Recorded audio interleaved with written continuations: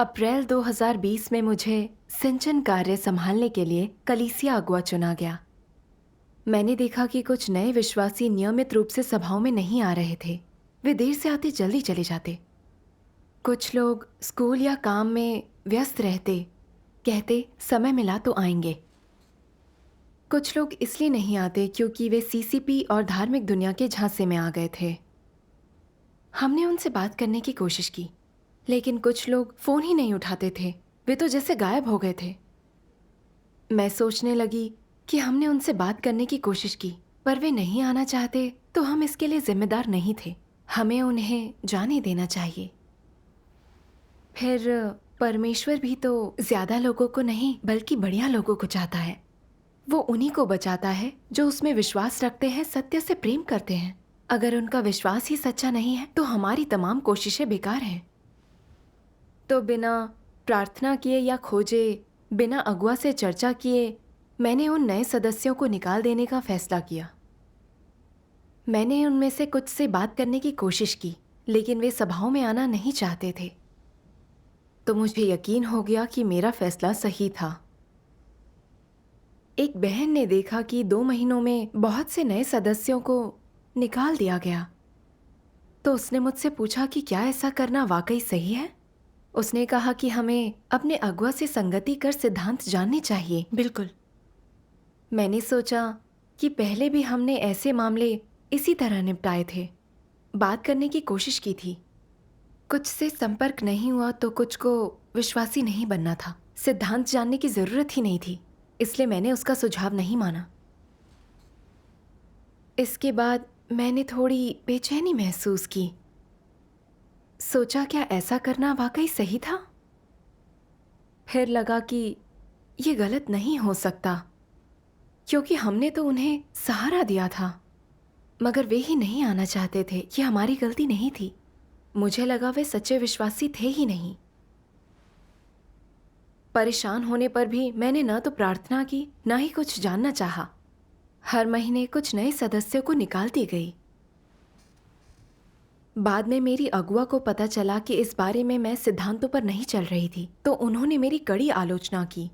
कहा कि मैं कोई सिद्धांत नहीं जानती और खोजती भी नहीं, बस मनमानी करती हूँ।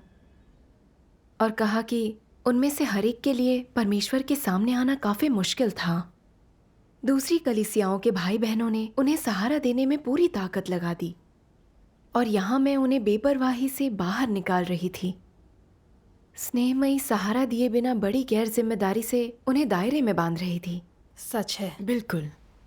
फिर उन्होंने पूछा, आखिर वे सभाओं में क्यों नहीं आते? क्या मैंने संगति के जरिए उनकी धारणाएं सुलझाने की कोशिश की? क्या मैंने किसी और ढंग से उनकी मदद करने की कोशिश की? बिल्कुल। मैं उनके एक भी सवाल का जवाब नहीं दे पाई। नए विश्वासियों को निकालने के दृश्य मेरे मन में एक फिल्म की तरह चल रहे थे। आखिरकार मुझे एहसास हुआ कि मैं उनके प्रति जिम्मेदार नहीं थी। वास्तव में स्नेह से उनकी मदद नहीं की, सहारा नहीं दिया। स्पष्टता से समझ नहीं सकी कि उनकी अनसुलझी धारणाएं क्या हैं, या वे सभाओं में क्यों नहीं आते। वे कुछ समय तक सभाओं में नहीं आए तो मुझे लगा उन्होंने दिलचस्पी खो दी है। फिर मैंने उन पर ध्यान नहीं दिया। मैं नए विश्वासियों के जीवन के प्रति अपनी जिम्मेदारी नहीं निभा पाई। सिद्धांतों के विपरीत उन्हें बेपरवाही से ठुकरा दिया। मुझ में सच में इंसानियत नहीं थी। इसलिए मैंने परमेश्वर से प्रार्थना की, उससे प्रबुद्ध कर रास्ता दिखाने की विनती की, ताकि उसकी इच्छा समझ सकूं, आत्मचिंतन कर खुद को जान सकूं। आमीन। फिर मैंने परमेश्वर के वचनों का यह अंश देखा। जिन्हें तुम सुसमाचार सुनाते हो उनसे तुम्हें सजग रहना चाहिए। हर बार सुसमाचार का प्रचार करना बच्चे को जन्म देने जैसा होता है। उनका जीवन बहुत नाजुक होता है और उन्हें हमारी सहनशीलता, हमारे प्रेम की आवश्यकता होती है। उन्हें कुछ विधियों और दृष्टिकोणों की आवश्यकता होती है। सबसे महत्वपूर्ण ये है कि हम उन्हें वे सभी सत्य संप्रेषित करें जो परमेश्वर ने मानव जाति के उद्धार के लिए व्यक्त किए हैं, ताकि उन्हें लाभ मिल सके। और जहाँ तक संभव हो सके उन लोगों को जो परमेश्वर की वाणी समझ सकते हैं, परमेश्वर के सामने वापस लाएं। ये प्रत्येक व्यक्ति की जिम्मेदारी और दायित्व है। कुछ लोग निम्न क्षमता के होते हैं। उनकी आस्था ज्यादा पुरानी नहीं होती। हालांकि वे सत्य को नहीं समझते, फिर भी वे ईमानदारी से परमेश्वर में विश्वास करते हैं। सिर्फ इसलिए कि वे निम्न क्षमता के होते हैं, सत्य को नहीं समझते और जब कुछ घटित हो जाता है तो वे सत्य की खोज नहीं करते। वे अक्सर नकारात्मक हो जाते हैं। उन्हें लगता है आस्था रखना बहुत कठिन है, कि वे योग्य नहीं हैं। वे हमेशा चिंता करते रहते हैं कि उन्हें बचाया नहीं जाएगा और कभी तो संघर्ष छोड़ स्वेच्छा से हार मान लेते हैं, जो स्वयं को हटाए जाने के समान ही है। उन्हें लगता है परमेश्वर ने मेरी आस्था के लिए मेरी प्रशंसा नहीं की है, वह मुझे पसंद नहीं करता और सभा में जाने के लिए मेरे पास ज्यादा समय नहीं है, मेरा परिवार गरीब है और मेरा पैसा कमाना जरूरी है इत्यादि। ये सब उनके सभा में न जा पाने के कारण बन जाते हैं। अगर तुम तुरंत ये पता नहीं लगाते कि क्या चल रहा है, तुम्हें लगेगा उन्हें सत्य से प्रेम नहीं, परमेश्वर से प्रेम नहीं, अपना कर्तव्य निभाने में कोई रुचि नहीं, दैहिक सुखों की लालसा करते हैं, सांसारिक चीजों के पीछे दौड़ते हैं और उन्हें छोड़ नहीं सकते, और इस वजह से तुम उन्हें त्याग दोगे। वास्तव में वे अपनी कठिनाइयों के कारण ही नकारात्मक होते हैं। अगर तुम ये समस्याएं हल कर सको तो वे इतने नकारात्मक नहीं होंगे और परमेश्वर का अनुसरण कर पाएंगे। जब वे नकारात्मक होते हैं तो उन्हें समर्थन की जरूरत होती है। अगर तुम उनकी मदद करते हो तो वे अपने पैरों पर खड़े हो सकते हैं, लेकिन नजरअंदाज होने पर वे आसानी से हार मान सकते हैं। ये इस पर निर्भर करता है कि क्या कलीसिया का काम करने वालों में प्रेम है, क्या वे ये बोझ वहन करते हैं। कुछ लोगों के अक्सर सभा में न आने का मतलब ये नहीं कि उनमें सच्ची आस्था नहीं है। इसका अर्थ ईमानदारी की कमी होना नहीं है। इसका मतलब ये नहीं कि वे विश्वास नहीं करना चाहते या वे दैहिक सुखों की लालसा करते हैं, अपने परिवार और काम को किनारे नहीं कर पाते। उन्हें अत्यधिक भावुक या पैसे का प्रेमी के रूप में बिल्कुल नहीं आंकना चाहिए। बस इतना है कि इन मामलों में लोगों के आध्यात्मिक कद और आकांक्षाएं अलग अलग होती हैं। कुछ उत्साह से सत्य का अनुसरण करते हैं, वे दुख उठाने और त्याग करने को तैयार रहते हैं। कुछ में आस्था कम होती है और वास्तविक कठिनाइयां आने पर वे शक्तिहीन होकर पीछे रह जाते हैं। अगर कोई उनकी मदद या समर्थन नहीं करता तो वे संघर्ष करना, प्रयास करना छोड़ देते हैं। ऐसे समय में उन्हें लोगों की समर्थन, देखभाल और सहायता की आवश्यकता होती है। लेकिन अगर वे अविश्वासी हों, सत्य के प्रति प्रेम से रहित हों और बुरे व्यक्ति हों तो उस स्थिति में उन्हें नजरअंदाज किया जा सकता है। अगर वे अच्छे इंसान हैं, ग्रहणशील हैं और काफी अच्छी क्षमता वाले हैं तो उनकी मदद और समर्थन किया जाना चाहिए। आमीन। आमीन। इसके अर्थ के बारे में सोचा तो मैं बहुत शर्मिंदा हो गई। अंत के दिनों में परमेश्वर देहधारी होकर हमारे उद्धार के लिए वचन बोलने और कार्य करने आया है। वह जानता है शैतान ने हमें इतना भ्रष्ट कर दिया है कि हम विद्रोह और प्रतिरोध से सराबोर हैं। वह हर इंसान को बचाने की भरसक कोशिश करता है। हाँ। बिल्कुल। अगर थोड़ी भी आशा हो तो परमेश्वर उसे यूं ही नहीं ठुकराता। वो इंसानों के लिए कृपा और सहनशीलता का सागर है। हमारे लिए उसका प्रेम अपार है। आमीन। बिल्कुल। ये नए विश्वासी नवजात शिशुओं जैसे थे। वे सत्य नहीं समझते थे, अब तक सच्चे मार्ग पर पैर नहीं जमा पाए थे, वे जीवन में कमजोर थे। परमेश्वर चाहता है कि हम उनके प्रति अपार प्रेम और सहनशीलता रखें। अगर उनमें सच्ची आस्था और अच्छी इंसानियत है तो फिर चाहे वे कमजोर हों, धार्मिक धारणाएं रखते हों, व्यस्तता के कारण सभाओं में न आ पाते हों, तो भी उन्हें नहीं निकालना चाहिए। सही कहा। छोटी सी बात पर उन्हें नकारा नहीं समझ सकते। सभाओं में न आने से हम उन्हें सच्चे विश्वासी न मानकर पूरी तरह अनदेखा नहीं कर सकते। ये उन्हें नष्ट कर देना है। बिल्कुल। बिल्कुल। जब मैं आस्था में नई थी तो मैं घर में व्यस्त होने के कारण सभाओं में नहीं जा पाती थी। लेकिन भाई बहन इस बात को समझकर मेरी जरूरत का ख्याल रखते हुए सभा का समय बदल देते और बिना थके मेरे साथ संगति करते। उनकी मदद और सहारे से मैं सत्य का अनुसरण करने के महत्व को समझ सकी, अपने लिए परमेश्वर के प्रेम और सहनशीलता को महसूस कर सकी।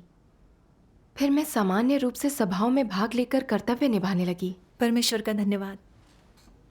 अगर भाई बहन उस वक्त मुझसे घृणा करते और सोचते कि मैं एक गैर विश्वासी हूँ, तो वे मुझे पहले ही छोड़ चुके होते और आज मैं यहाँ नहीं होती। यकीनन।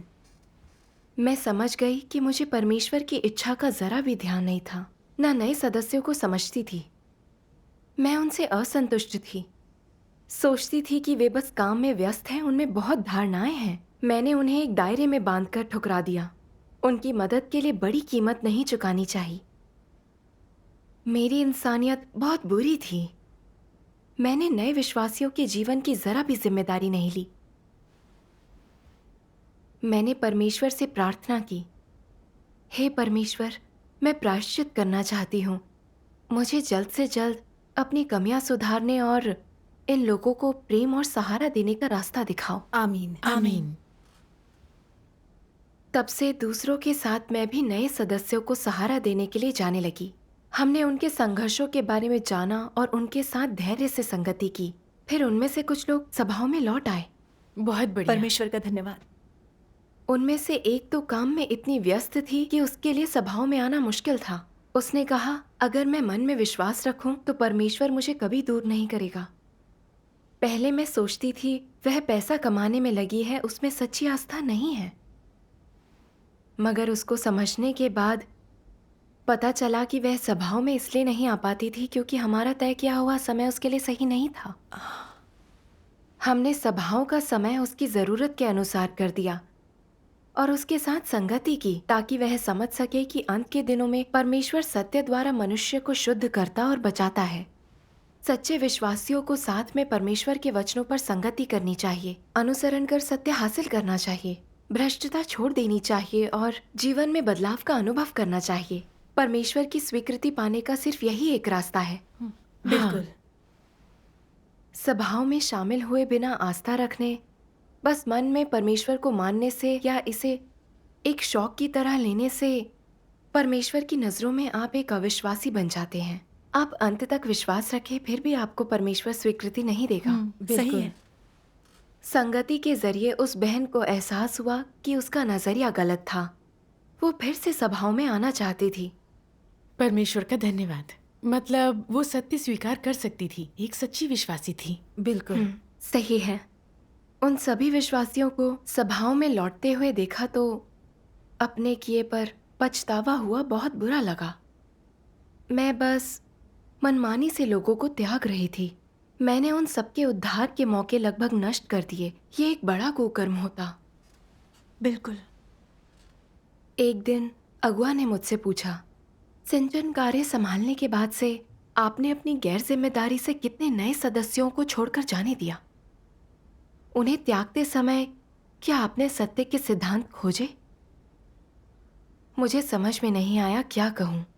उन्होंने मुझे परमेश्वर के वचनों का एक अंश भेजा। चाहे तुम कुछ भी करो, पहले जानो कि तुम इसे क्यों कर रहे हो। वो कौन सी मंशा है जो तुम्हें ऐसा करने के लिए निर्देशित कर रही है? तुम्हारे ऐसा करने का क्या महत्व है? मामले की प्रकृति क्या है? और जो तुम कर रहे हो वो सकारात्मक चीज है या नकारात्मक? तुम्हें इनकी एक स्पष्ट समझ अवश्य होनी चाहिए। सिद्धांत के साथ कार्य करने में समर्थ होने के लिए ये बहुत आवश्यक है। यदि तुम अपने कर्तव्य को पूरा करने के लिए कुछ कर रहे हो तो तुम्हें ये विचार करना चाहिए, मुझे अपना कर्तव्य अच्छी तरह से कैसे करना चाहिए ताकि मैं इसे बस लापरवाही से ना करूं। इस मामले में तुम्हें परमेश्वर से प्रार्थना करनी चाहिए। परमेश्वर से प्रार्थना करना सत्य, अभ्यास करने का तरीका, परमेश्वर का इरादा और परमेश्वर को संतुष्ट करने का तरीका खोजने के लिए है। प्रार्थना ये प्रभाव प्राप्त करने के लिए है, कोई धार्मिक अनुष्ठान नहीं है। इसी तरह करने पर परमेश्वर के करीब आया जाता है। इसमें कोई धार्मिक अनुष्ठान या बाहरी क्रियाकलाप करना शामिल नहीं है। यह परमेश्वर की इच्छा को खोजने के बाद सत्य के अनुसार अभ्यास करने के उद्देश्य से किया जाता है। अगर तुम कुछ न करने पर परमेश्वर को धन्यवाद कहते हो और तुम बहुत आध्यात्मिक और गहरी पहुंच रखने वाले लग सकते हो, लेकिन कार्य करने के समय अपने मन की ही करते हो, सत्य नहीं खोजते, तो यह परमेश्वर का धन्यवाद एक मंत्र से ज्यादा कुछ नहीं है। यह झूठी आध्यात्मिकता है। अपना कर्तव्य या कार्य करते समय तुम्हें हमेशा सोचना चाहिए, मुझे यह कर्तव्य कैसे पूरा करना चाहिए परमेश्वर की इच्छा क्या है? अपने कार्य में परमेश्वर के करीब जाना तुम्हारा काम है। इससे अपने कार्यों के लिए सिद्धांत और सत्य खोजो। परमेश्वर की इच्छा खोजो। उसके वचनों या सत्य के सिद्धांतों से कभी ना भटको। केवल ऐसा करने वाला व्यक्ति ही वास्तव में परमेश्वर में विश्वास करता है। लोग चाहे कुछ भी करें, अगर वे अपने ही विचारों का पालन करते हैं और चीजों को अत्यधिक एकांगी तरीके से समझते हैं, मनमानी करते हैं, सिद्धांत न होने पर सत्य की तलाश भी नहीं करते और इस पर कोई विचार नहीं करते कि परमेश्वर की अपेक्षा के अनुसार या उस तरीके से कैसे कार्य करे जो परमेश्वर को संतुष्ट करता है, और केवल हठपूर्वक अपनी ही इच्छा का पालन करना जानते हैं, तो परमेश्वर के लिए उनके दिल में कोई स्थान नहीं होता। कुछ लोग कहते हैं, जब मेरे सामने कठिनाई आती है तो मैं केवल परमेश्वर से ही प्रार्थना करता हूँ, लेकिन फिर भी ऐसा नहीं लगता कि इसका कोई प्रभाव होता है। इसलिए अब जब कुछ होता है तो मैं प्रार्थना नहीं करता, क्योंकि ये बेकार है। ऐसे लोगों के दिलों से परमेश्वर बिल्कुल नदारद होता है। ज्यादातर वे सत्य की तलाश नहीं करते, फिर चाहे वे कुछ भी कर रहे हों।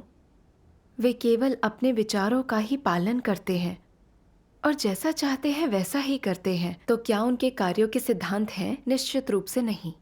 वे सब कुछ सरलता से देखते हैं और मन की करते हैं। जब लोग उनके साथ सत्य के सिद्धांतों की संगति करते हैं, वे उन्हें स्वीकार नहीं पाते, क्योंकि कर्मों में उनका कभी कोई सिद्धांत नहीं रहा है और उनके दिल में परमेश्वर नहीं है, बस वे स्वयं हैं।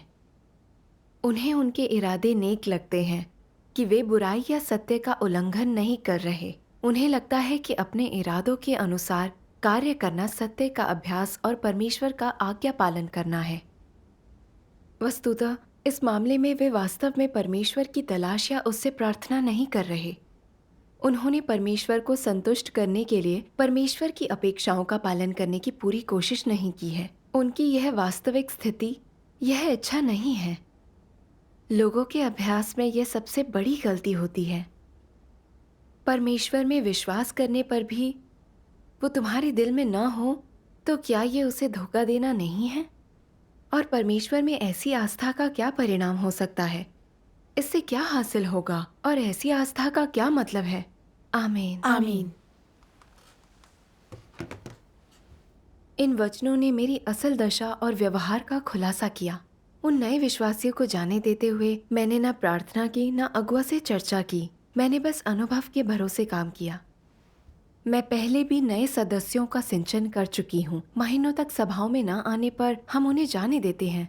अब जब ये लोग लौटकर नहीं आए, तो क्या मुझे वैसा ही नहीं करना चाहिए? मुझे लगा कि मैं साफ तौर पर जानती हूँ कि कौन लोग सत्य नहीं खोजते या गैर विश्वासी हैं। इसलिए मैंने उन्हें ठुकरा दिया। इसे लेकर बेचैन होने पर भी मैंने प्रार्थना या खोज नहीं की। मेरी साथी ने मामला उठाया, तब भी मैंने ध्यान नहीं दिया और मनमानी की। मैंने अपनी धारणाओं और कल्पनाओं को सत्य के सिद्धांत जैसा माना। सोचा मैं गलत नहीं हो सकती। मैंने ना तो लोगों का ख्याल किया और ना ही परमेश्वर को अपने दिल में रखा। मैं बहुत ज्यादा मनमानी कर रही थी। बिल्कुल। मनमानी शुरू करते ही हम सत्य के सिद्धांत को नहीं खोजते। बिल्कुल। नवागतों की आस्था का फैसला मैंने उनकी सभाओं में आने न आने से किया। लगा कि अगर वे कुछ समय तक नहीं आए और आगे भी नहीं आएंगे, तो हम उन्हें छोड़ सकते हैं। भले ही वे सभाओं में नहीं आते थे, मगर मुझे गैर विश्वासियों और सच्चे विश्वासियों के बीच भेद करना चाहिए था। यकीनन। मैंने जिन्हें निकाल दिया, उनमें से कुछ बस अपने परिवार वालों की बात मान रहे थे, जो चाहते थे कि वे विश्वासी बने, मगर जिनका दिल इसमें नहीं था। उन्हें परमेश्वर के वचन पढ़ना या सभाओं में जाना पसंद नहीं था। कुछ लोग तो शोहरत, दौलत और बुरे रुझानों के पीछे भाग रहे थे। उन्हें परमेश्वर के अनुसरण में जरा भी दिलचस्पी नहीं थी। संगति करने से उन्हें घृणा थी। वे उसका प्रतिरोध करते थे। इनकी प्रकृति सत्य से घृणा करने की है, इसलिए वे गैर विश्वासी हैं। जब ऐसे लोग सभाओं में नहीं आते, तो हम उन्हें छोड़ सकते हैं। बिल्कुल। कुछ नए सदस्य अच्छी इंसानियत और सच्ची आस्था वाले होते हैं, मगर अभी अभी शामिल होने के कारण सत्य या सभाओं के मायने नहीं समझते। उन्हें लगता है मन से परमेश्वर में विश्वास रखना काफी है, सभाएं जरूरी नहीं है। इसलिए वे इन्हें बेकार मानते हैं। जब आ सके आ जाते हैं, वरना छोड़ देते हैं। कुछ लोग काम और सभा के समय में टकराव जैसी व्यवहारिक दिक्कतों में फंस जाते हैं, इसलिए नहीं आना चाहते। हम्म, दरअसल हमें संगति करके स्नेह से उनकी मुश्किलों में मदद करनी चाहिए। परमेश्वर के वचनों द्वारा उनकी धारणाएं सुलझाकर मनुष्य को बचाने की उसकी इच्छा समझानी चाहिए। साथ ही उनके समय के अनुसार सभा का समय तय करना चाहिए। सही है। मैं उनके वास्तविक हालात या काम में सिद्धांत पर चलने के बीच फर्क नहीं कर रही थी। मैं सत्य समझे बिना अड़ियल होकर मनमानी कर रही थी। बस बेपरवाही से एक के बाद एक सदस्य को बाहर धकेल रही थी, कुकर्म कर रही थी, परमेश्वर के प्रबंधन कार्य में बाधा डाल रही थी। बिल्कुल। यूं लगा जैसे उनमें से कोई भी सभा में नहीं आना चाहता, मगर सब एक जैसे नहीं थे। लोगों के हालात ना समझने पर हम उन्हें दायरे में बांध सकते हैं। सच है। परमेश्वर अंत के दिनों के कार्य को स्वीकार करने वाले हर नए विश्वासी के लिए बहुत बड़ी कीमत चुकाता है। भाई बहनों ने भी सब्र और स्नेह से उनके साथ कई बार सुसमाचार साझा किया, लेकिन मैंने सत्य खोजे बिना ये मान लिया कि परमेश्वर उन्हें नहीं बचाएगा। मैंने उन्हें दायरे में बांध दिया। मैं सचमुच बहुत ही अहंकारी थी। सभाओं में ना आने की समस्या उनकी नहीं थी, बल्कि इसलिए थी कि मैंने उनकी दिक्कत नहीं समझी। उनका साथ देकर जो मदद करनी थी वो मैं नहीं कर रही थी। नए सदस्यों को छोड़ने के लिए मैंने बहाने बनाते हुए कहा कि परमेश्वर बढ़िया लोग चाहता है, ज्यादा लोग नहीं। मगर इस बयान का असल अर्थ ये है कि परमेश्वर के राज्य को ऐसे लोग चाहिए जो उसमें सच्चा विश्वास रखते हों। परमेश्वर गैर विश्वासियों और मसीह विरोधियों को नहीं बचाएगा। बिल्कुल। पर मुझे लगा कि सभाओं में न आने वाले नए विश्वासियों को परमेश्वर नहीं बचाएगा। मैं उसके वचनों का गलत अर्थ लगा रही थी। मैंने कोई व्यवहारिक संगति नहीं की, मदद नहीं की, कीमत नहीं चुकाई, वह नहीं किया जो करना चाहिए था। मैंने यह भी नहीं समझा कि उन्हें सच में सत्य की परवाह है या नहीं, या वे सच में गैर विश्वासी हैं या नहीं, बल्कि मैंने आंखें बंद करके सिरे से उन्हें ठुकरा दिया। अगर मेरी काट छाट और निपटान ना हुआ होता तो समझ ही नहीं पाती कि मैं उन सबका उद्धार का मौका तबाह कर रही थी। सच। मैंने समझ लिया कि मेरा बर्ताव कितना घृणापूर्ण था। मैं सिद्धांत नहीं जानती थी, कोई खोज नहीं की, बस शैतानी स्वभाव से ये सब करती रही। ये सब अपराध थे। मैं जानती थी अगर प्रायश्चित करके नहीं बदली तो परमेश्वर मुझसे घृणा करेगा। सच है। हम सिद्धांत खोजने के बजाय अपने विचारों पर चलकर ये नहीं जान सकते कि हम कब परमेश्वर के विरुद्ध हो जाएंगे, फिर वो परिणाम भयानक होते हैं। सचमुच। बिल्कुल। एक कलीसिया अगुआ के नाते मेरे लिए परमेश्वर की इच्छा है कि मैं नए भाई बहनों का सिंचन और पोषण करूं, ताकि उनकी धारणाएं और समस्याएं सुलझाई जा सकें। वे परमेश्वर के कार्य के बारे में जानकर सच्चे मार्ग पर अपने पांव जल्द जमा सकें। लेकिन मैं तो मनमानी कर रही थी। मैं न सिर्फ मनमर्जी कर रही थी, बल्कि अंधों की अगुवाई करने वाली अंधी बनकर दूसरों को भटका रही थी, जिससे भाई बहन भी नए विश्वासियों को ठुकराकर उद्धार का उनका मौका तबाह कर रहे थे। मैं कुकर्म कर रही थी। मनमानी के गंभीर परिणामों के बारे में समझकर मैं बहुत ही ज्यादा डर गई। मैं खुद से भी घृणा करने लगी। उस वक्त मैंने परमेश्वर से प्रार्थना क्यों नहीं की, सत्य के सिद्धांत क्यों नहीं खोजे? उस वक्त मैं अगुआ के पास क्यों नहीं गई? आखिर मैंने ऐसा अखड़पन क्यों दिखाया? मैंने परमेश्वर से प्रार्थना की, फिर उसके वचनों का एक अंश पढ़ा। लाई मैं पढ़ती हूँ। जरूर। केवल सत्य की खोज करके ही स्वभाव में बदलाव लाया जा सकता है का दूसरा अंश। अगर अपने हृदय में तुम वास्तव में सत्य को समझते हो तो तुम्हें सत्य के अभ्यास और परमेश्वर के आज्ञा पालन का तरीका पता होगा। तुम स्वाभाविक रूप से सत्य का अनुसरण करने के मार्ग पर चलने लगोगे। अगर तुम्हारा मार्ग सही है और परमेश्वर की इच्छा के अनुरूप है तो पवित्र आत्मा का कार्य तुम्हारा साथ नहीं छोड़ेगा और परमेश्वर को धोखा देने का जोखिम कम होगा। सत्य के बिना बुरे काम करना आसान है और तुम यह अपनी मर्जी के बिना करोगे। मान लो तुम्हारा स्वभाव अहंकारी है, तो तुम्हें परमेश्वर का विरोध न करने को कहने से कुछ नहीं होगा। तुम खुद को रोक नहीं सकते, यह तुम्हारे नियंत्रण के बाहर है। तुम ऐसा जानबूझकर नहीं, बल्कि अपनी अहंकारी और दंभी प्रकृति के कारण करोगे। तुम्हारे अहंकार और दंभ के कारण तुम परमेश्वर को तुच्छ समझोगे और उसे ऐसे देखोगे जैसे कि उसका कोई महत्व ही ना हो। वे तुमसे स्वयं की प्रशंसा करवाने की वजह होंगे और वे निरंतर तुमको दिखावे में रखवाएंगे। वे तुमसे दूसरों का तिरस्कार करवाएंगे, तुम्हारे दिल में बस तुम्हें रहने देंगे। वे तुम्हें मजबूर करेंगे कि तुम खुद को दूसरों और परमेश्वर से श्रेष्ठ समझो। अंततः तुम परमेश्वर के स्थान पर बैठकर यह मांग करोगे कि दूसरे तुम्हें समर्पित हों। वे तुम्हारे विचारों, तुम्हारे ख्यालों और तुम्हारी धारणाओं को सत्य मानकर पूजें। देखो कि लोग अपनी उद्दंड और दंभी प्रकृति के कारण कितनी बुराई करते हैं। आमीन। आमीन। मैं ये कई बार पढ़ चुकी थी, लेकिन इस अनुभव के बाद इसने सच में मुझे छू लिया। मैं कुछ ही समय से कलीसिया अगुआ थी और मैं सत्य की वास्तविकता नहीं जानती थी। मैं सत्य के बहुत से सिद्धांत भी नहीं समझती थी, फिर भी खुद को तेज मानती थी, मानो सब कुछ समझती हूँ। नए विश्वासियों की मैंने सिर्फ करनी देखी, उनका सार नहीं देखा। मैं खुद को खास भी मानती थी, इसलिए ना प्रार्थना की, ना सत्य खोजा, ना ही अगुआ से बात की, ना ही अपने साथी की सलाह मानी। मैं बहुत ज्यादा अहंकारी थी।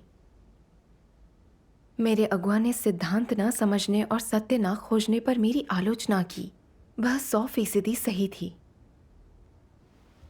नए विश्वासियों से कैसे पेश आएं, इस बारे में बहुत से सिद्धांत हैं, जैसे कि स्नेह से मदद करने का सिद्धांत, निष्पक्ष बर्ताव करने का सिद्धांत, उनकी धारणाओं को ठीक करने के सिद्धांत आदि। अगर मुझ में जरा भी श्रद्धा होती, खुद पर इतना विश्वास न करती और इन सिद्धांतों पर विचार किया होता, तो मैं अपने काम में कभी इतनी अड़ियल बनकर बाधा न डालती। सही कहा। अहंकारी स्वभाव के साथ जीने के कारण मैं कुकर्म कर रही थी, परमेश्वर का प्रतिरोध कर रही थी। मुझे खुद से और घृणा हुई। लगा कि मैं सच में उसके धिक्कार के लायक हूं। मैंने शपथ ली कि मुझे अपने अहंकारी स्वभाव को ठीक करने के लिए सत्य खोजना होगा। आमीन। इसके बाद मैंने कुछ और अंश पढ़े। आइए साथ में वीडियो देखें। ठीक है।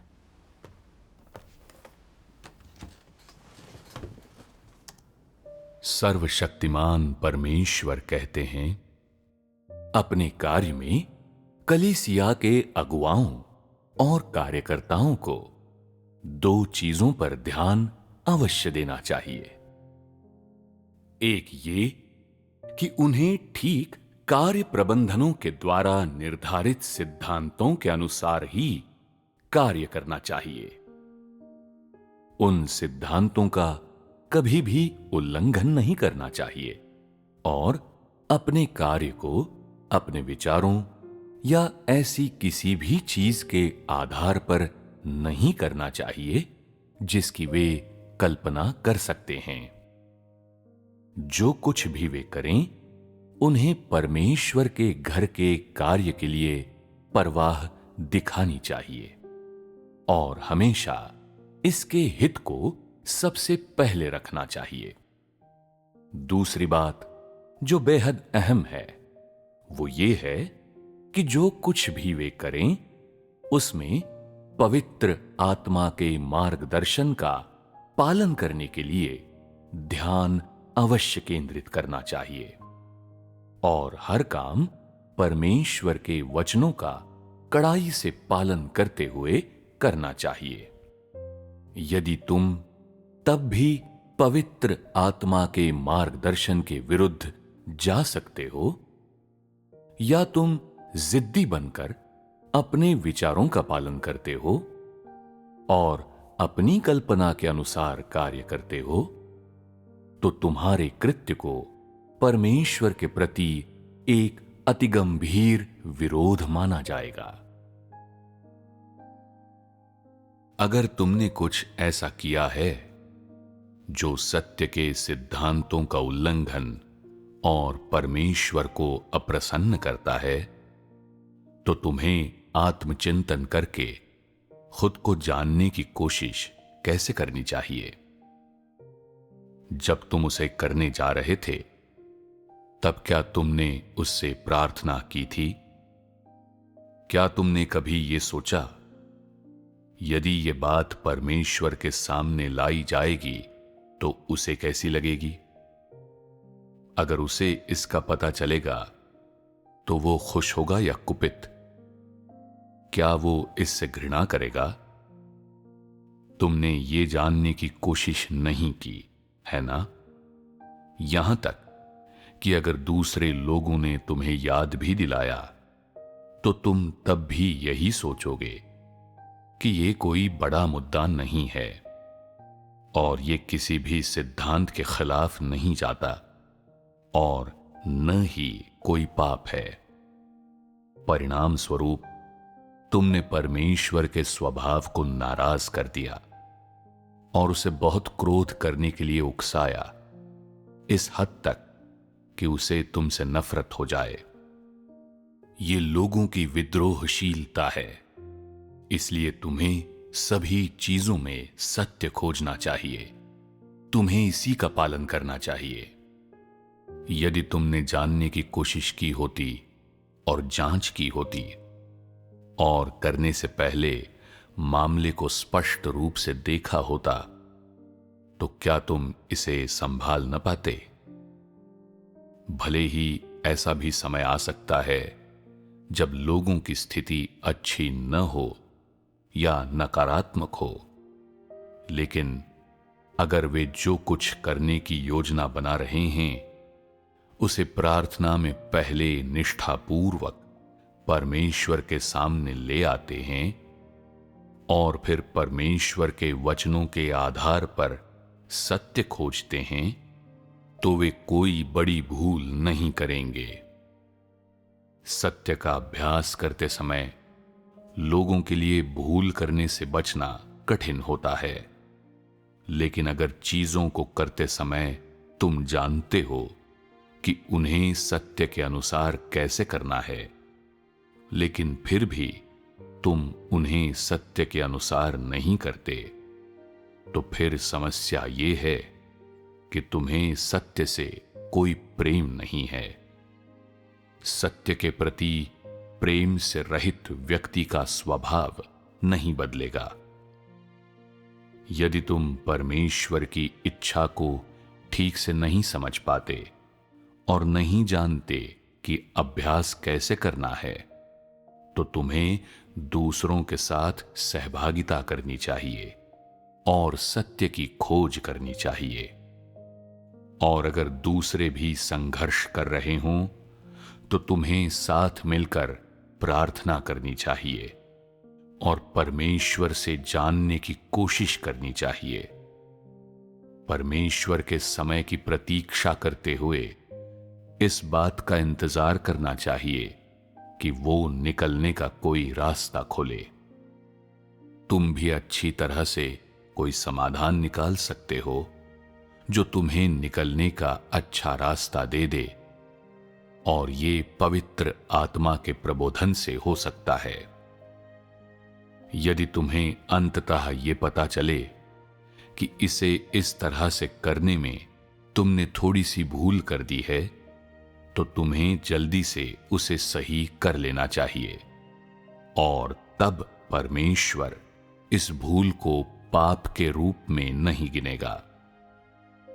चूंकि इस मामले को व्यवहार में लाते समय तुम्हारे इरादे सही थे और तुम सत्य के अनुसार अभ्यास कर रहे थे और केवल स्पष्ट रूप से सिद्धांतों को नहीं जानते थे, और तुम्हारे कार्यों के परिणाम स्वरूप कुछ भूलें हो गईं, तो ये एक अपराध घटाने वाली परिस्थिति थी।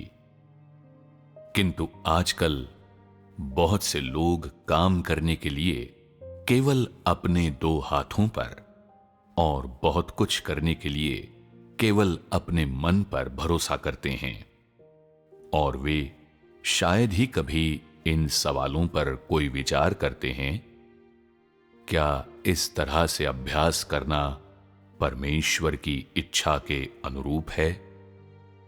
अगर मैं इसे इस तरह से करूंगा तो क्या परमेश्वर खुश होगा? अगर मैं इसे इस तरह से करूंगा तो क्या परमेश्वर मुझ पर भरोसा करेगा? अगर मैं इसे इस तरह से करूंगा तो क्या मैं सत्य को अभ्यास में लाऊंगा? यदि परमेश्वर इसके बारे में सुनेगा तो क्या वो कह सकेगा, तुमने ये सही तरह से और उपयुक्त तरीके से किया है, इसे जारी रखो? क्या तुम अपने हर काम की सावधानी पूर्वक जांच करने में सक्षम हो? क्या इस बात की संभावना है कि तुम अपने हर काम पर चिंतन करने के लिए परमेश्वर के वचनों और उसकी अपेक्षाओं का आधार के रूप में उपयोग करो? इस बात पर विचार करो कि इस प्रकार कार्य करना परमेश्वर को प्रिय है या वो इससे घृणा करता है। और जब तुम ऐसा करोगे तो परमेश्वर के चुने हुए लोग क्या सोचेंगे? वे इसका मूल्यांकन किस रूप में करेंगे? जब तुम ऐसी बातों पर विचार करने, अपने आप से ये प्रश्न पूछने और खोजने में अधिक समय व्यतीत करोगे तो तुम्हारी गलतियां छोटी से छोटी होती जाएंगी। चीजों को इस तरह करना यह साबित करेगा कि तुम एक ऐसे व्यक्ति हो जो वास्तव में सत्य की तलाश करता है, और तुम एक ऐसे व्यक्ति हो जो परमेश्वर के प्रति श्रद्धा रखता है, क्योंकि तुम चीजों को उस निर्देशन के अनुसार कर रहे हो जो परमेश्वर द्वारा अपेक्षित है और सत्य के सिद्धांतों के अनुरूप है। आमीन। परमेश्वर के वचन बिल्कुल स्पष्ट हैं। सचमुच। हाँ। बिल्कुल। उसके वचनों ने मुझे अभ्यास का रास्ता दिखाया। अगुवाओं और कर्मियों को कार्य व्यवस्थाओं और सत्य के सिद्धांतों के अनुसार ही काम करना चाहिए।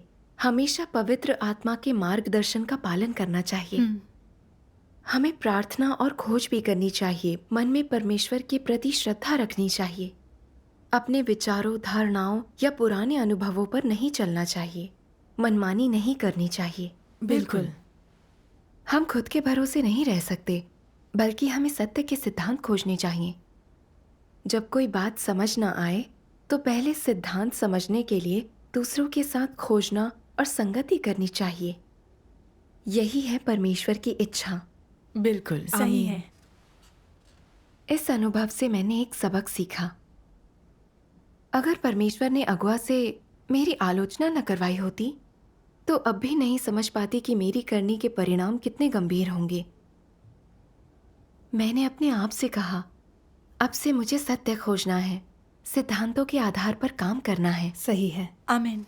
बाद में कुछ नए सदस्यों ने सभाओं में आना बंद कर दिया, लेकिन मैंने उनके बारे में राय बनाकर लापरवाही से उन्हें ठुकराया नहीं। उनमें से एक का हमने कई बार साथ देने की कोशिश की। उसकी हालत के बारे में अगुआ से भी बात की। जब हमें यकीन हो गया कि वह गैर विश्वासी है तो हमने उसे जाने दिया।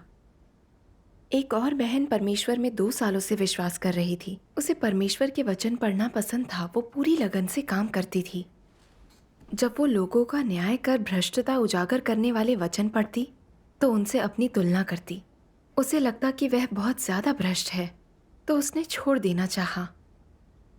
हमने उससे परमेश्वर के वचनों के बारे में संगति की ताकि वह समझ सके कि परमेश्वर का उद्धार उनके लिए है जिन्हें शैतान भ्रष्ट कर चुका है। परमेश्वर हमारी दिक्कतों और कमजोरियों को वैसे ही समझता है जैसे एक माँ समझती है।